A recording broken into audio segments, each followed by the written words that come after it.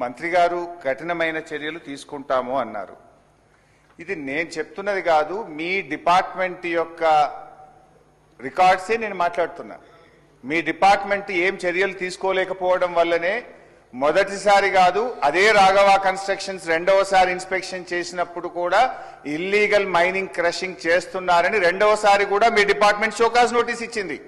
మీరు తీసుకోవాల్సిన కఠిన చర్యలు ఏంటి?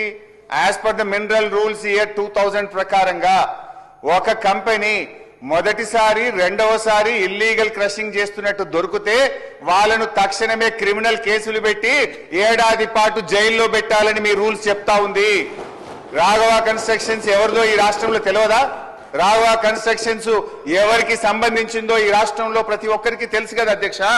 అక్కడ ఆ కంపెనీ దగ్గర కూడా ఇంత స్పష్టంగా ఆ కంపెనీ దగ్గర కూడా రికార్డ్స్ పెట్టింది అధ్యక్ష.